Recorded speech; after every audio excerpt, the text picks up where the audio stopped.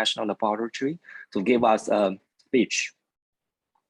Okay, so Dr. Seel, his major research focuses on integration of renewable energy system into the smart grid, and also on the electricity market policy. Okay, today he will give us a speech on the influence of business model on PV battery dispatch decisions and associated market values. Okay, so let's give the stage to Dr. Seel. Dr. Seel, please. Yeah, thank you very much. Thanks a lot for the invitation to have me here as part of this webinar. It's the first time that I'm doing the Energy Vision seminar. I'm not quite sure how many active participants we really have. If it is only the few that I see in the participation panel, maybe we can make this much more interactive. Otherwise, I would suggest that we hold questions to the end of the presentation. Dr. Chen, could you provide a little bit clarification whether there are many more people beyond the few that I see as participants?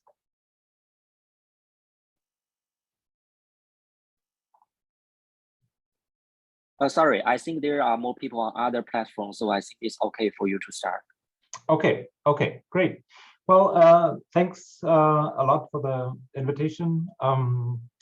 Very honored to be here. My name is Joachim Seel. I'm a senior scientific engineering associate in the electricity markets and policy department at the Berkeley National Lab. I have the pleasure to present here today a paper that we published at the beginning of 2022 in Advances in Applied Energy.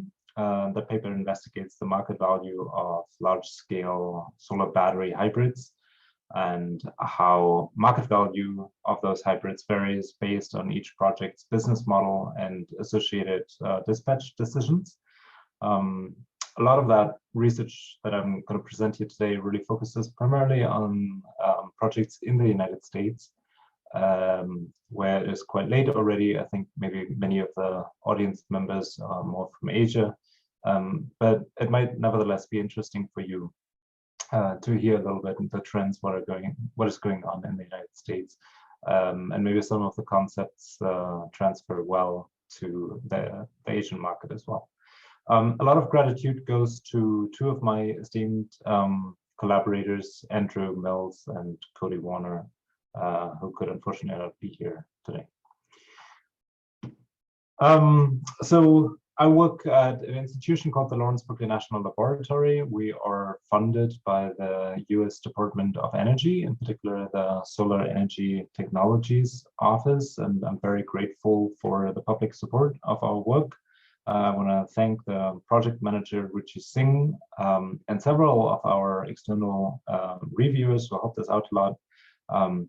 And of course, in particular, the many solar battery project operators whom we interviewed and who contributed the foundational data for our study. Of course, any omissions or errors that may be here within the analysis are our own and sole responsibility.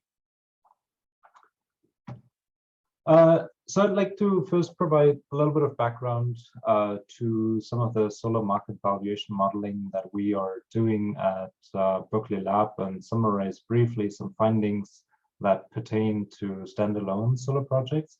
And I will then explain why we decided that it was important to reach out to actual project owners and analyze the empirical dispatch of solar battery hybrid projects. I will provide a little bit more background about our analytical methods, introduce you to our data sets, and explain what we learned during our interviews with the solar battery project operators. I will then present the market value premium that was unlocked by adding storage to solar projects, and how this empirical premium compares to an idealized value maximizing dispatch. Finally, I will conclude by discussing the influence of several distinct business models on those dispatch strategies and the associated effects on market value. At the end, I look forward to a discussion with you, or if you have any questions throughout the presentation, feel free to also use the chat functionality, and I'll try to keep an eye on that and respond to questions that way. So at Berkeley Lab, we've been doing modeling of wholesale market value of wind and solar generators for a long time, mostly focusing on the United States, although we also do a little bit of international work. And in the United States, we focus really on the 7 main wholesale electricity markets. The United States has not a single national market, but many separate ones. 7 of them kind of stand out as organized wholesale markets. And then there are additional balancing areas. Traditionally, we focused on standalone solar and wind applications, but as you will soon see, there's been a lot of growth in hybrid projects that couple batteries to solar and wind generators. And so this has become an increasing focus of ours as well. But I wanted to back up a little bit and just talk a little bit about our solar standalone value analysis approach, because I think it can be helpful in understanding a little bit what we do with hybrids later. So we've been releasing a couple of reports. This one is from October last year. It was called Solar to Grid report, where we created hourly profiles for all the solar projects that were deployed in the United States in those 7 large ISO markets, and then 10 additional balancing areas or utilities that really have a lot of solar. And so then based on, we base our hourly generation profiles based on system-specific technological characteristics and local irradiance records, and then to bias them afterwards based on some system generation records that are supplied to the public, usually on a monthly or sometimes on an annual basis. We are currently in the midst of the process of doing this for generation data for the calendar year 2021. And thus, unfortunately, I can only share data here with you for the year 2020 for the most part. We then also use the specific rules to each of these markets to calculate the contribution of solar to resource adequacy, or what I will call the capacity credit. And then finally, we use wholesale power and capacity prices to calculate the energy and capacity value of solar. And finally, we analyze various indicators from the bulk power markets to identify the impacts of solar on the grid. And I will today really only present a small subset of our findings just to provide you some context of our hybrid work. But you can find a full detailed technical report and briefing set, webinar recordings, and a lot of underlying data, and as well some interactive data visualizations on our website that is listed here. So as you can see here, we look at the 7 main organized wholesale markets. Those are shown in the top row of this panel, and then some additional major utilities that have significant solar deployment, and those are shown at the bottom. And on the left side, we show the capacity in each of these markets since 2012, and on the right side, you can see the associated annual solar generation.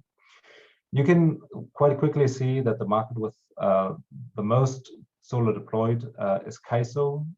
That is the name of the organized market in California on the west coast of the United States, with more than 27 gigawatts, where solar now accounts to more than half of its annual peak load, on a capacity basis. But other regions are adding solar at a rapid pace. For example, ERCOT, that's a wholesale market in Texas, or the utility FPL, Florida Power and Light, which serves parts of the state of Florida. Utility scale solar, which we define here as projects that are larger than 1 megawatt, make up the majority of all of the deployed solar capacity in the United States, and in some regions, like for example ERCOT or Texas, these large-scale systems represent nearly 90% of all the installed capacity.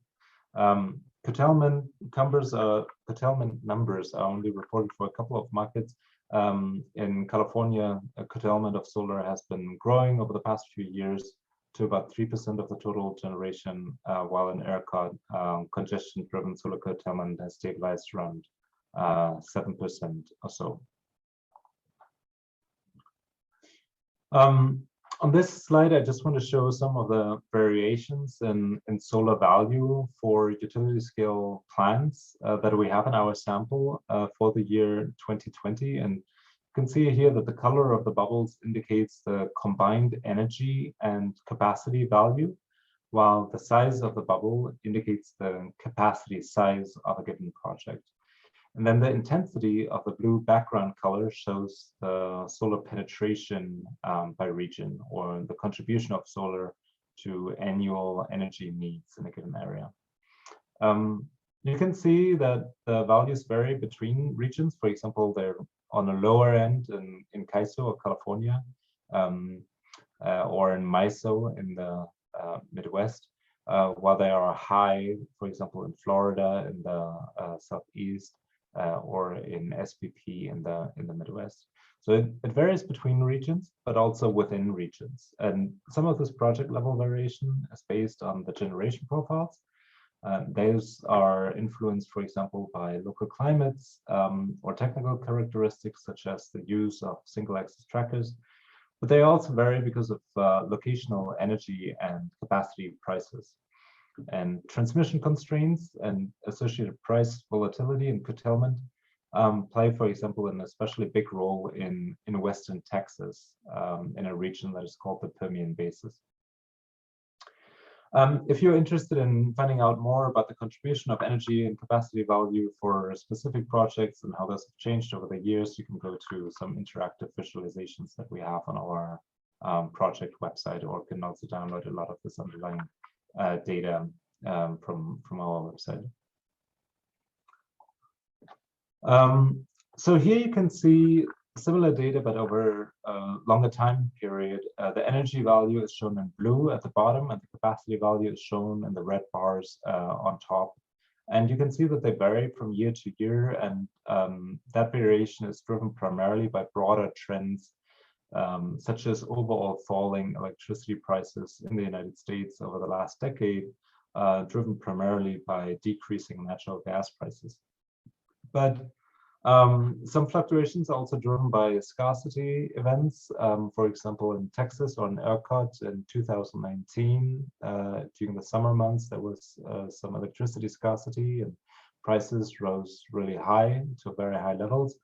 Similarly, in 2021, that is not shown yet here on this graph, prices early in the year in Texas went up to $10,000 per megawatt hour for nearly a week in the context of a polar vortex event. And those kind of price extremes will also, of course, influence the solar value then in a given year.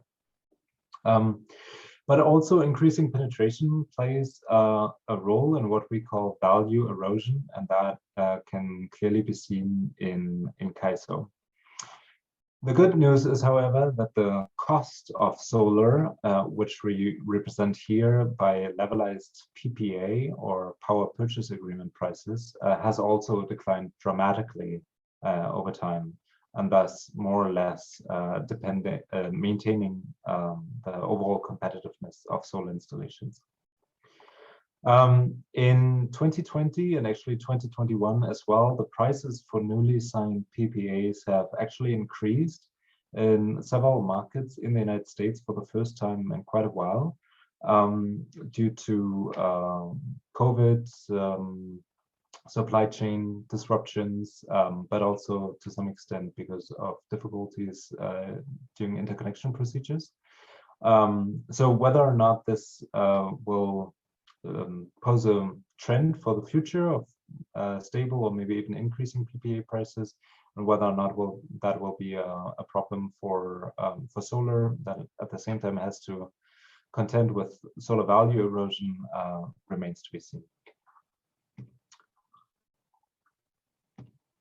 One way in which solar developers in the United States respond to value erosion trends with increasing penetrations is by coupling solar with storage that can shift solar generation from low-priced midday hours, when a lot of other solar projects generate electricity, to higher-priced evening hours. We have more than 285 gigawatts of solar hybrids in the interconnection queues by the end of 2021 in the United States. And some regions like CAISO in California, more than 95% of all the solar generators that are in the queue there are now showing up as hybrids. And the proposed solar there is supposed to be coupled with storage. So I think that's quite staggering, and that is somewhat of a new trend that has really just shown up over the last year or two. Well, the trend of these projects showing up in the queues, that has been going on for a while, but not many of these have been operational. And because of that, many studies that try to model the system impacts of these new hybrid resources assume that the storage is dispatched in response to real-time wholesale energy prices, because there's just not been a whole lot of empirical data that people were able to use, just because this is a rather recent field. But we find that system owners actually have a lot of freedom in deciding what operational strategies may make the most sense for them. Because they can target many different revenue sources, and the profitable business models can be quite diverse. And so to address this uncertainty, we will now shift from the purely modeled solar standalone profiles to empirical generation records of real-world solar storage hybrid systems in the United States. And specifically, we want to see how the addition of batteries can affect the market value of solar. So let's start out by discussing a bit our methods and the data that we used for this analysis. We use first the empirical PV battery hybrid dispatch data to compare the market value of PV battery hybrids to standalone PV profile. The marginal market value that we will discuss here today comprises three elements. First, we calculate the average annual energy value by simply multiplying the delivered energy with a coincident hourly real-time energy price from the nearest wholesale price node. We then also derive the capacity value, and for that we first calculate the capacity credit of each project, and this captures the contribution to resource adequacy requirements according to prevailing market rules. And we then multiply this firm capacity with the coincident capacity prices, and these prices can vary by zone within a particular market, as well as month or season or year.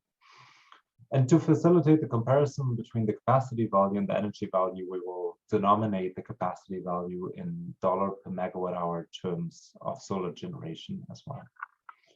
Finally, we will include ancillary service value for a subset of projects that provide regulation services. Because we don't have sufficient data to calculate mileage payments for ancillary service payments, we focus here only on capacity payments for ancillary services. But I think that's okay. It captures about 90% or so of the overall ancillary service value. So based on this definition, the market value is then the equivalent to the total revenue that would be earned by selling all the output at the prevailing wholesale market price. And in all cases, we report the market value per unit of energy generated by the standalone solar system. We do not consider here or include any other types of grid system related value that some of those solar hybrids might provide. For example, they may minimize any incremental new transmission assets that may be needed. They may provide some additional resilience or energy security. They may have some wholesale price effects alone. or any other environmental or social values that are not already internalized through the wholesale energy and capacity markets. For example, in several of the markets outside of California, carbon mitigation value is not yet priced into energy prices itself. Instead, the value that I'm going to present here is just the value to the wholesale market, and it is meant to be a proxy for the impact on the overall bulk power system. So we collect plant level information with hourly resolution, including the generation profile of the PV asset, and then charging and discharging activity of the battery asset, and then the combined generation profile of the PV battery hybrid. And we use the PV generation profile that I will call here PV standalone to quantify the energy and capacity market value of the project as if it was not coupled with a battery. And we then contrast those results with the market value of the combined solar and storage profile, which now in a few instances also includes the ancillary service value. So that's over here on the left, the solar value, next to it, the hybrid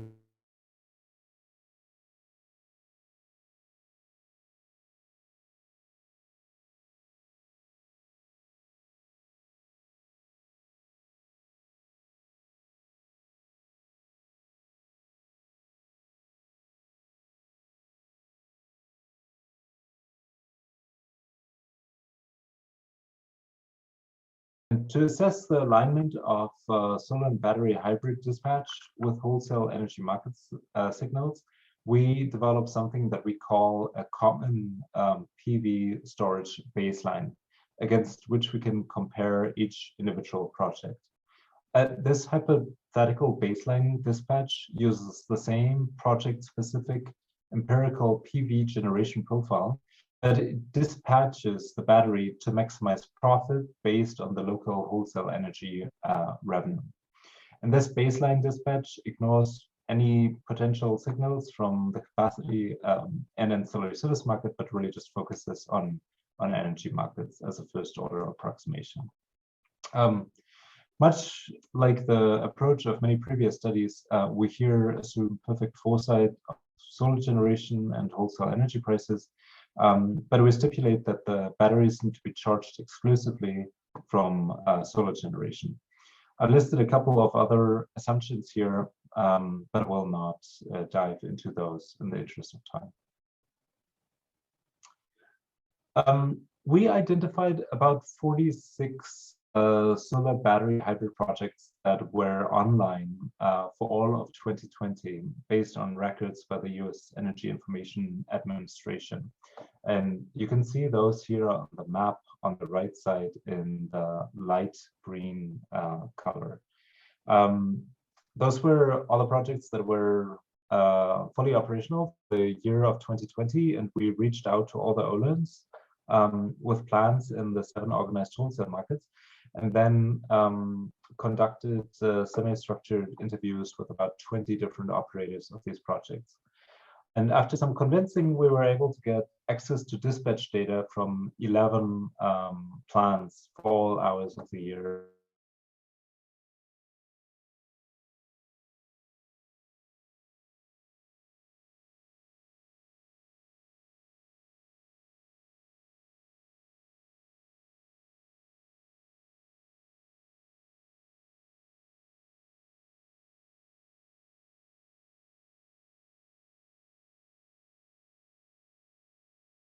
Slide is that since then, since we conducted the analysis and published the journal article, a lot of additional solar hybrids have come online in the United States. Since we conducted this analysis, nearly 100 new PV battery hybrid projects came online. Capacity tripled to now more than 2 gigawatts. There's a lot of additional activity in CAISO, in California again, quite a bit in Florida, and also in ERCOT. Nonetheless, I think a lot of the basic technical characteristics of our 11 pilot projects for which we have data is still broadly representative. The DC to AC ratio of the solar modules relative to the inverters is still roughly the same. Some of these newer projects have slightly more battery capacity, and maybe in a few instances, a shorter battery duration. So, but what I want to say here is we were really at the beginning of this growing market, and we're able to get some of the first pilot projects that were running out there and did some analysis of this. But it's really just the beginning of I think, very strong growth in this market segment in the United States overall. And so I think our analytical results are highly relevant and very important and can provide quite a bit of insight. Although some of the business models of our 11 projects may not necessarily be representative of all these new 140 projects that have come online since.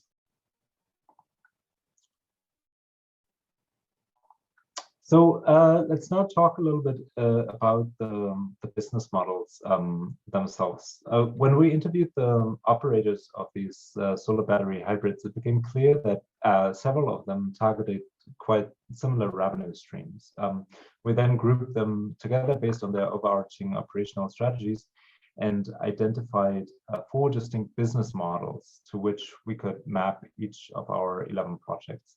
And this taxonomy of our PV battery hybrid business models, I think, is quite an important qualitative result of our study, and it builds the foundation for understanding why the empirical market value of some of these projects may be less than what it would be if it was optimized for wholesale market needs alone, as we model them in our case. The most by the PV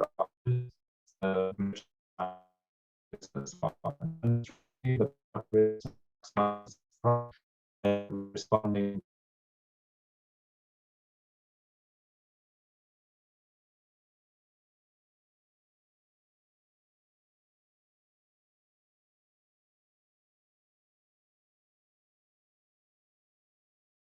All services via tariff that is based on the load during regional monthly peak load events. And they pay based on similar assessments for capacity in the forward capacity market based on their annual peak load needs. And these peak load reducers with their business model, they aim to forecast the peak load hours of each month and the year when these charges will be assessed, and then dispatch the solar battery hybrid to reduce the reliance on the transmission network during those hours. In addition, any energy of the PV battery hybrid can also then lower the energy charges for these load serving entities, and those will be usually settled at prevailing wholesale energy prices. When not being utilized for lowering the peak load, several of the projects that we map to this peak load reducer business model provide at times frequency and regulation services. As you know, the deployment of solar battery hybrids is still nascent, especially at the time when we conducted our study. And several of the federal and state incentive programs exist in the United States to spur investment into this new sector. And some operators focus primarily on revenues from such programs and therefore have to comply with the rules of those incentive programs. One of the 11 PV battery hybrids in our sample relies entirely on state incentive programs for its revenue. And that project is part of the so-called Solar Massachusetts Renewable Target Program, or what is often abbreviated as SMART, which pays a feed-in tariff for energy dispatched during certain seasonal time windows.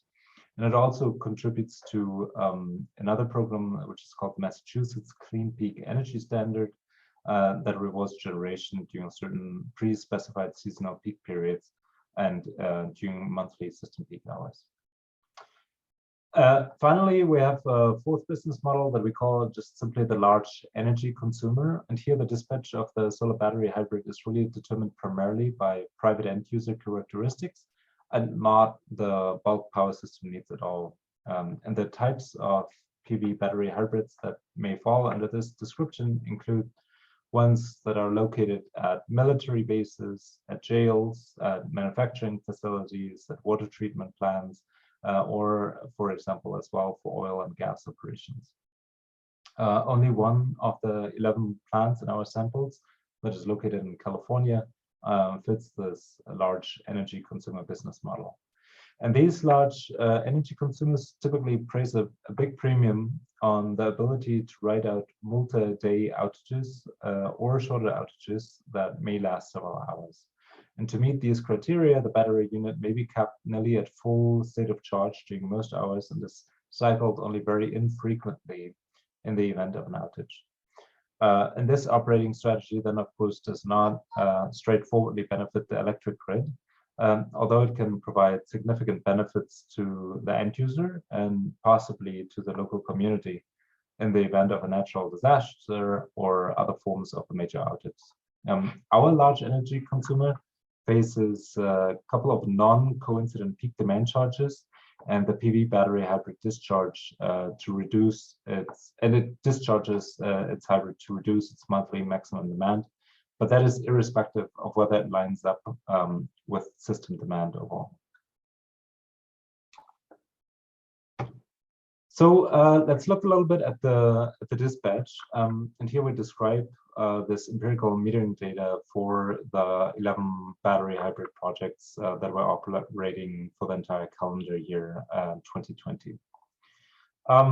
7 of the 11 hybrids claim a special incentive in the United States. It's called the Federal Investment Tax Credit, where you get nearly 30% of the capex reimbursed if you have sufficient tax equity.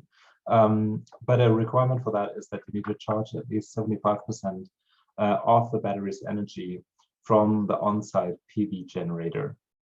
And so most of these projects, or at least 7 of them, met or exceeded this ITC eligibility threshold. Some other projects were either built before this special incentive was available or are owned by operators that don't have federal tax liabilities and thus couldn't monetize this ITC. They often focus on providing regulation reserves, and high regulation reserve prices can often occur outside of PV generation hours. These hybrids differ not just in how much they use solar for charging the batteries, but also in the typical battery discharge time, and that is depicted here in the right graph.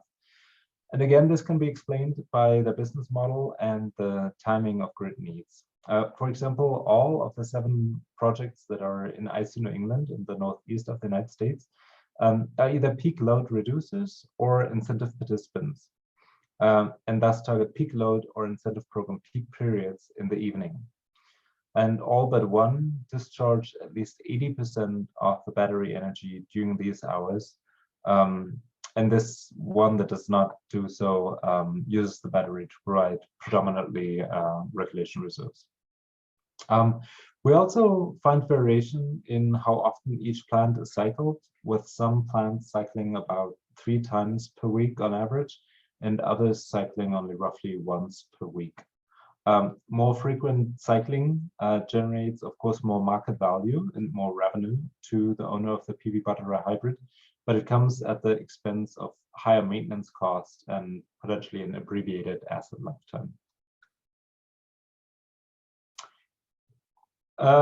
So I would now turn to the actual findings of the market value for the year 2020, but I'd encourage you, if you have any questions along the way, please do send them my way and I'll try to incorporate them as I go. So now let's turn to the market value for the year 2020 of these standalone solar profiles, the empirical solar battery hybrid dispatch data, and then the hypothetical baseline dispatch that is optimized for wholesale energy market revenue. First, we'll analyze the contributions to meeting resource adequacy requirements, and then detail the energy capacity and ancillary service value.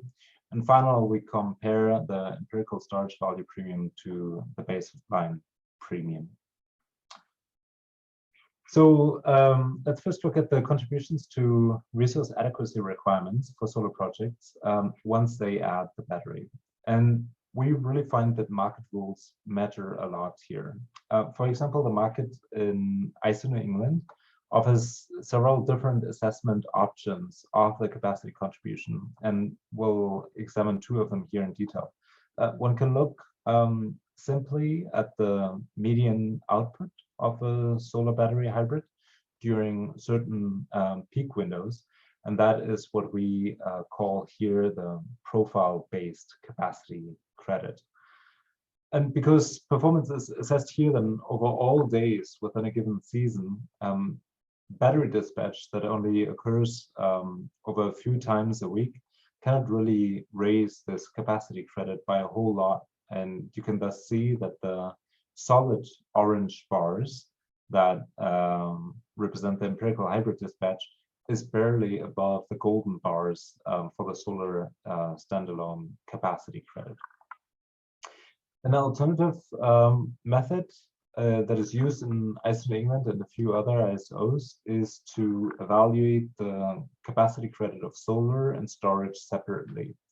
And here ISO New England looks at the potential maximum sustained battery discharge over a 2-hour period, and then simply adds it to the credit of the solar standalone system. We call this the design-based credit and picture it with hatched bars on the graph on the right. And this method would really boost the capacity value later on, especially in the winter months when solar on its own would otherwise not really bring a lot to the table. CAISO in California follows a similar method, but assesses storage performance over 4 hours and not 2 hours. And as a result, the capacity credit for our California project really jumps a lot from about mid 20% to nearly 80% in the summer and still 60% in the winter. So much more than a usual solar standalone project. So what does this mean now for an actual market value? We find that the market value of the solar battery hybrids based on their empirical dispatch always exceeds the market value of standalone PV. So I think that's good news. The majority of this is really driven by an increase, however, in the capacity value, except in ERCOT in Texas, because Texas doesn't have a formalized capacity market. And in some instances, it is also driven by additional ancillary service value that is only really unlocked once you add a battery to your system. In contrast, the energy values are usually very similar between both configurations. And for a few projects, the battery dispatch shifts the generation into higher priced hours, but the energy value storage premium is always smaller than just $2 a megawatt hour. And for a couple of projects, this storage premium is actually negative because of storage efficiency losses when the less energy is available once it goes through the battery. The higher capacity credits that we just discussed results, however, in a sizable increase in the capacity value. And the capacity value is especially high for projects with large batteries relative to solar capacity and multi-hour duration of storage. The CAISO PV battery hybrid can double its capacity value to $13 a megawatt. And in ISO New England, again, it depends kind of whether you use this profile-based credit that only leads to a moderate value gain, or whether you use the design-based capacity credit, where the capacity value can increase by a factor of 2 to more than 7, so ranging from $17 to $54 per megawatt hour. 6 projects in our sample also participate in ancillary service markets and thus earn additional revenue, ranging from $1 to $14 per megawatt hour, depending on a variety of factors.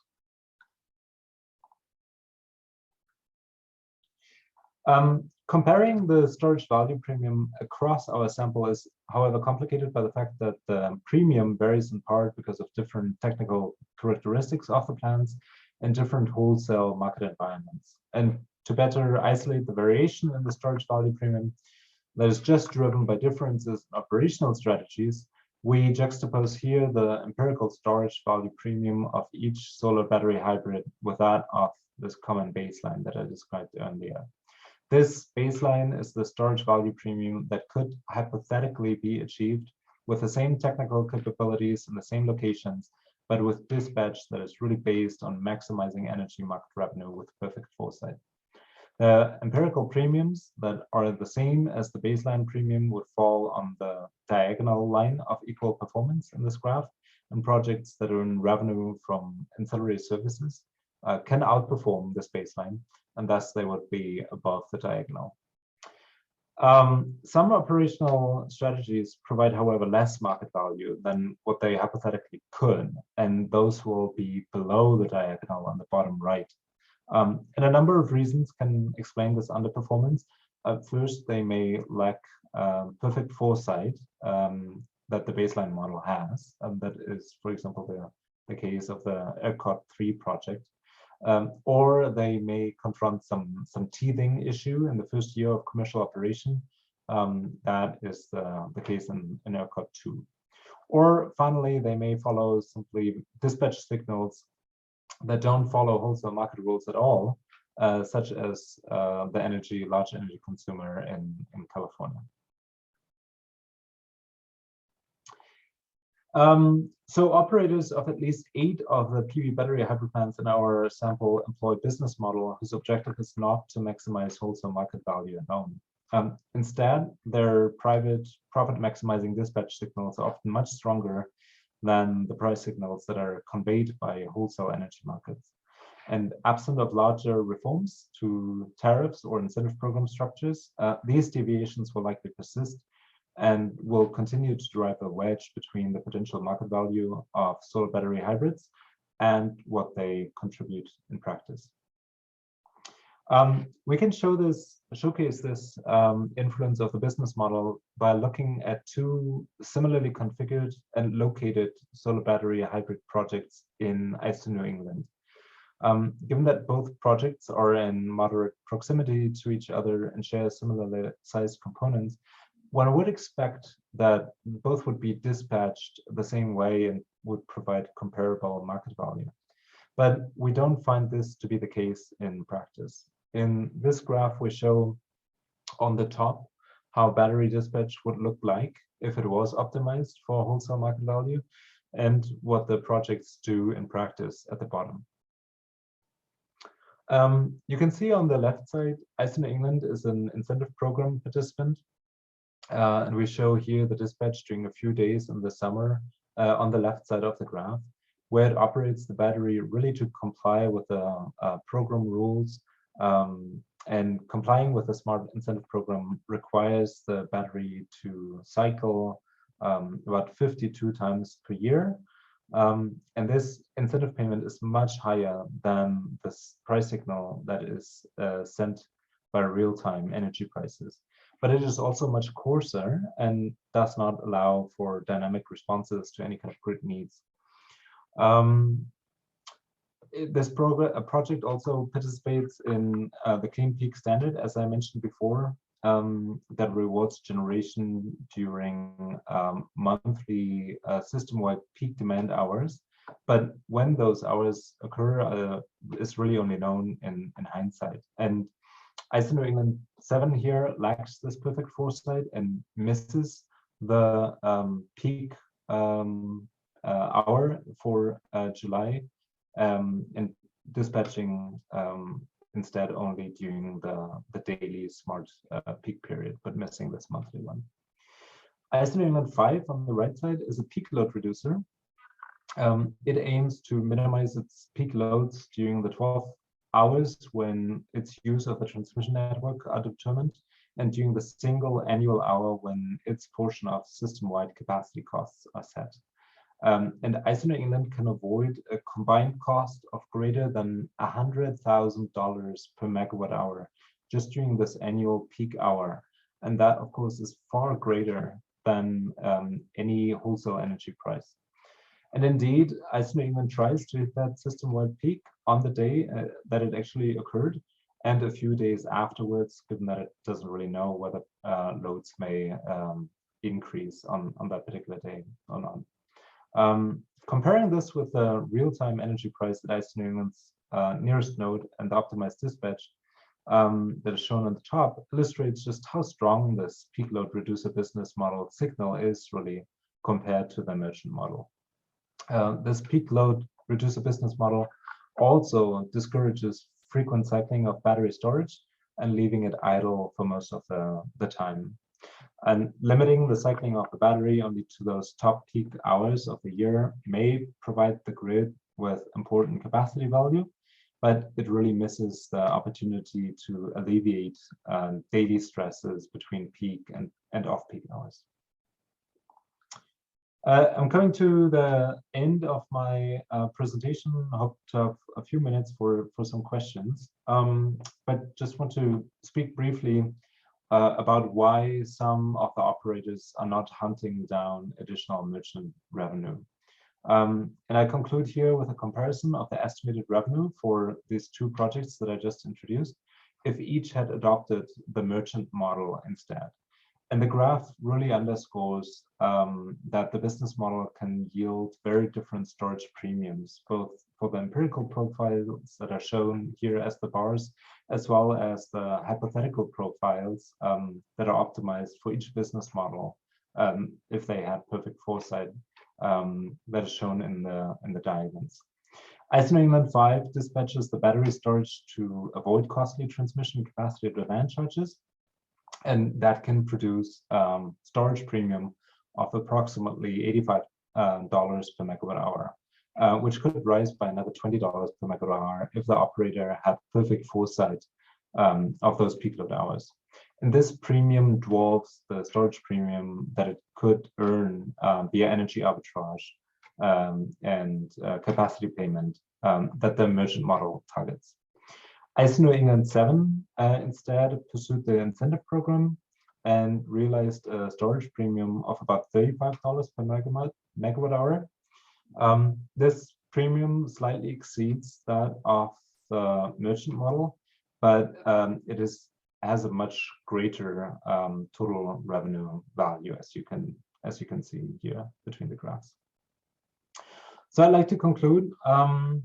The PV battery hybrid projects dominate the interconnection queues, at least in some regions in the United States, but very few projects have been operational long enough to really assess how these hybrid capabilities may be used in practice, at least at the time that we were writing our journal article. With the empirical dispatch data that we collected, we could demonstrate that the market values varies not just by location and technical design characteristics of the solar and the battery, but also by the project operator's business model. And in fact, only a minority of all the projects optimize battery dispatch for wholesale market revenue as merchant plans. The majority instead follow other business models as they earn much higher private revenue here. And regulators who design tariffs and policymakers who plan incentive programs should ensure that implicit price signals that are sent through their specific incentive programs are aligned with the actual dynamic grid needs. Of course, our study is only really a snapshot of 11 hybrid projects in the year 2020, and our sample may not capture the operational strategies and dispatch of all the hybrids that are out there. And we know, of course, that the storage premiums are not set in stone, but will evolve over time with greater storage deployment. The market will, of course, also become more mature and operators become more sophisticated, and wholesale price dynamics will continue to change. But the consideration of operator dispatch decisions, I think, will only become more important as this market segment grows overall. Hybrid solar with batteries, or hybridizing solar with batteries, has the potential to really make the solar production much less weather dependent and much more responsive to overall system conditions and grid needs. But to fully realize this promise, I think policymakers will want to ensure that incentive structures are properly aligned with actual grid needs. So I thank you very much for your attention. I've come to the end of my presentation. If you have any further questions that I will not be able to answer today, feel free to contact me afterwards. I have my email here. If you're interested in reading through some of the longer technical reports that go into more detail, you can see our Solar to Grid report here on the right. And I've also included here a link to a portfolio of recent research results that we just published that is meant to be written in a little bit more accessible language that you can also find here on this website that I mentioned. So thanks a lot for your attention. Oh, thank you. Thank you, Dr. Seel, for your very informative presentation. I'm sincerely sorry that because actually we have another platform broadcasting your presentation at the same time, but unfortunately that platform is dead due to the network issue, so I cannot bring their questions here. So maybe the questions only come from this room. Okay. So first of all, thank you again for your presentation. Okay, so I personally have two questions, two layman questions.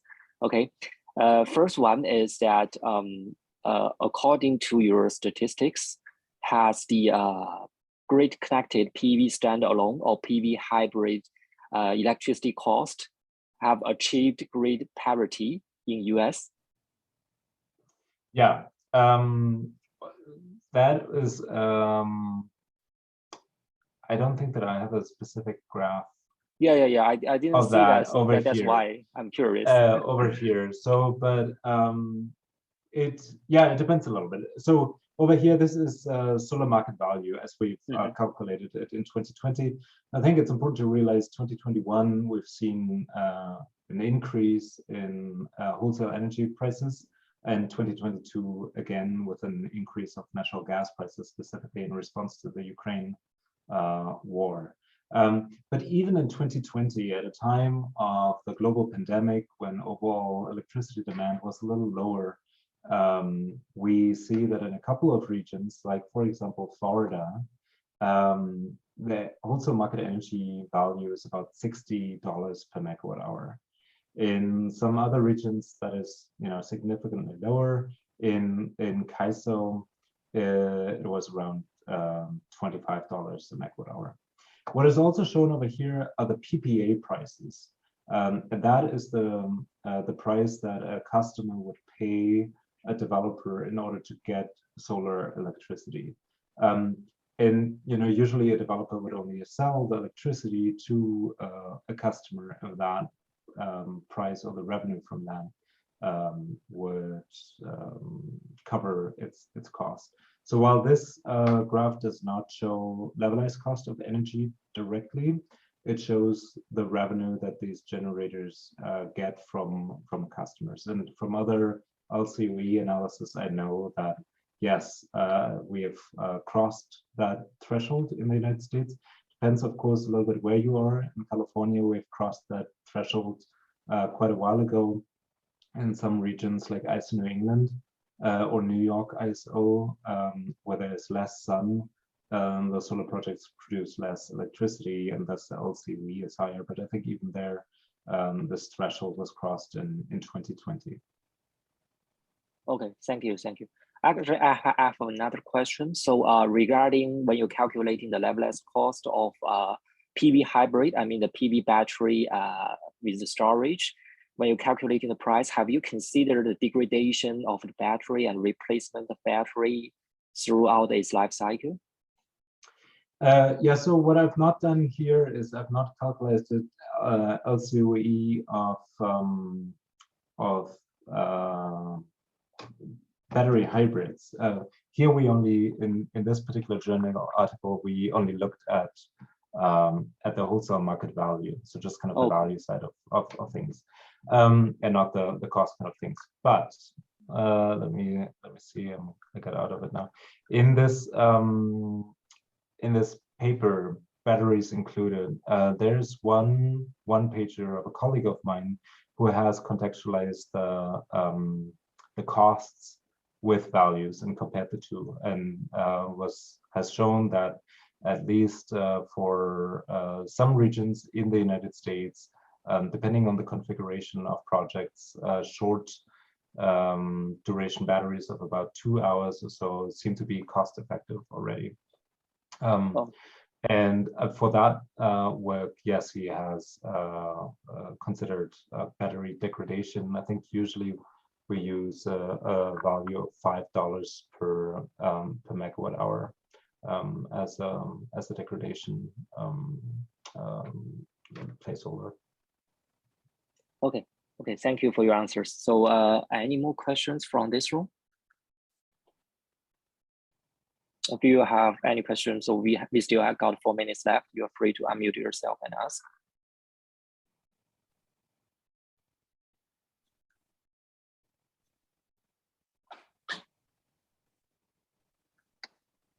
Okay. If no question here, I think let's just close it. Thank you again for your very informative presentation. Thank you, Dr. Seel. Yeah, thank you for inviting me. All the best. Bye. Okay, all the best. Bye-bye.